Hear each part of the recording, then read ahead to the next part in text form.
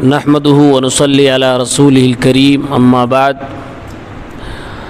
قال المؤلف رحمه الله باب کراہیت سب الدیک، مرغ کو برا بھلا کہنے کی ممانعت کا بیان۔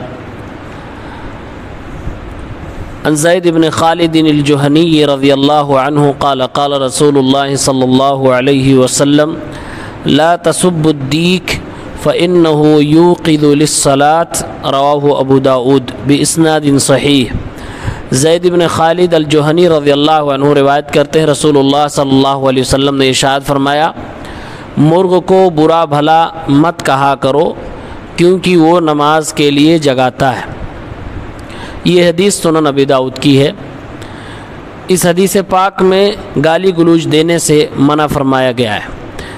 اس سے تو ایک بات یہ ثابت ہوئی کہ جو شخص بھی اللہ رب العالمین کے لیے، اللہ کی عبادتوں کے لیے کسی کو جگاتا ہے، اس کو آمادہ کرتا ہے، تو اس کو برا بھلا نہیں کہنا چاہیے۔ اور ایک فقہی معاملہ معلوم ہوا، فقہ کا ایک قاعدہ ہے ما لا یتم المامور الا به فهو مامور به، کہ جو چیز کسی خاص چیز کے استعمال کرنے کے بعد ہی ممکن ہو تو وہ خاص چیز جس کا شریعت میں حکم دیا گیا ہے اپنانا ضروری ہو جاتا ہے۔ مثلا نماز کے لیے حاضر ہونا اور جماعت کے ساتھ نماز پڑھنا ضروری ہے۔ اب کوئی شخص فجر میں سوتا ہے، وہ بغیر الارم کے اٹھ ہی نہیں پاتا، الارم کے بغیر نہیں اٹھ پاتا ہے، تو ایسے شخص کو فقہ کے اس قاعدے کے مطابق الارم لگانا واجب ہے۔ کیوں؟ اس لیے کہ بغیر الارم کے وہ نماز کے لیے اٹھ ہی نہیں پاتا، اور نماز پڑھنا انتہائی زیادہ ضروری ہے، فرض ہے، واجب ہے۔ ما لا یتم المامور الا به فهو مامور به، کہ جو امر اللہ تعالیٰ نے دیا ہے اس کو پورا کرنے کے لیے جو ذریعہ آپ کو اپنانا پڑ رہا ہے اور آپ اس ذریعے کے محتاج ہو گئے تو آپ کو وہ ذریعہ واجبی درجے پہ اپنانا پڑے گا، تو یہاں الارم کا استعمال ضروری ہو جائے گا۔ دوسری چیز، اس حدیث میں اللہ کے نبی صلی اللہ علیہ وسلم نے مرغ کو برا بھلا کہنے سے منع فرمایا اور وجہ بتائی کہ یہ نماز کے لیے جگاتا ہے۔ اس سے بھی مؤذن کی فضیلت معلوم ہوتی ہے کہ نماز کے لیے یہ بھی جگاتا ہے، لہذا جب ایک جانور جو نماز کے لیے جگا رہا ہو اسے آپ برا بھلا نہیں کہہ سکتے، تو ایک انسان جو نماز کے لیے جگا رہا ہو اسے کیسے اور کیوں کر برا بھلا کہا جا سکتا ہے؟ شرعاً یہ چیز ممنوع ہے۔ اور آج سے بہت سال پہلے جب مائکروفون وغیرہ، مائک، لاؤڈ اسپیکر کا ایجاد نہیں ہوا تھا، تب اس کی اہمیت لوگ سمجھتے تھے، کیونکہ مؤذن کی اذان گھر گھر نہیں پہنچتی تھی۔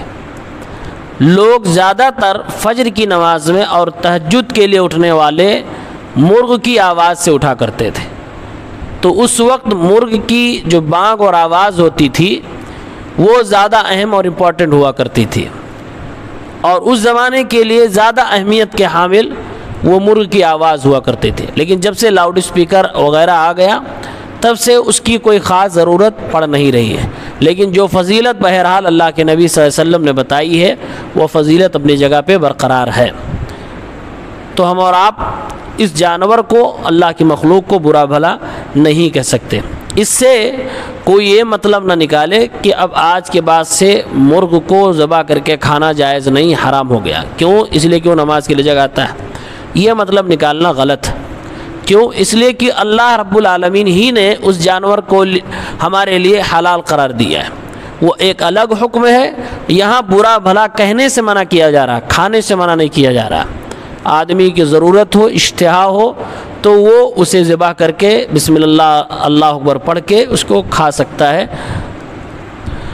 اللہ کے نبی صلی اللہ علیہ وسلم نے مرغ کے تعلق سے ایک اور بات ارشاد فرمائی ہے۔ آپ نے فرمایا اذا سمعتم صیاح الدیک فاسألوا اللہ من فضلہ فإنہا رأت ملکا، جب تم مرغ کو بولتے ہوئے سنو، اس کو آواز دیتے ہوئے سنو، بانگ دیتے ہوئے سنو، اللہ تعالیٰ سے اس کی فضل و رحمت کا سوال کیا کرو۔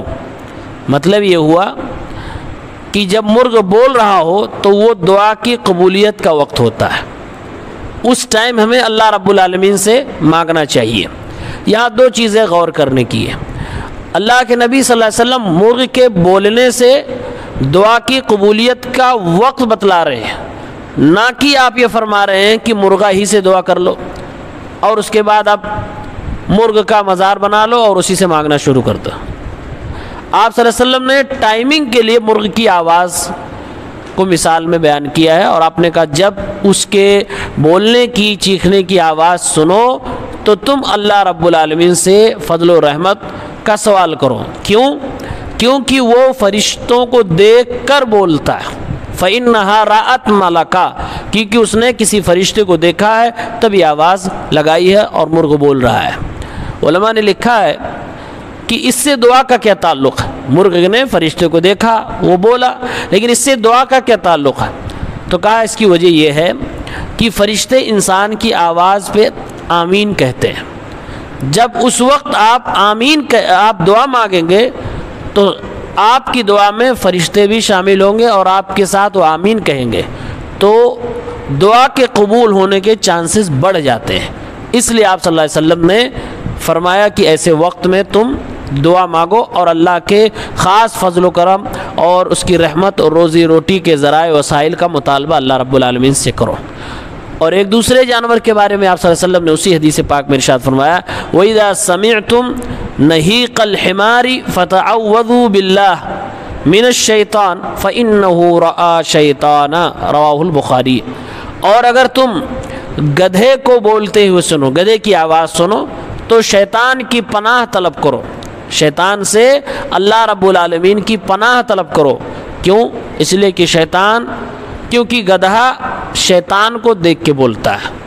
مرغ اور گدھے میں یہ فرق ہے، مرغ فرشتے کو دیکھ کے بولتا ہے اور گدھا شیطان کو دیکھ کر بولتا ہے۔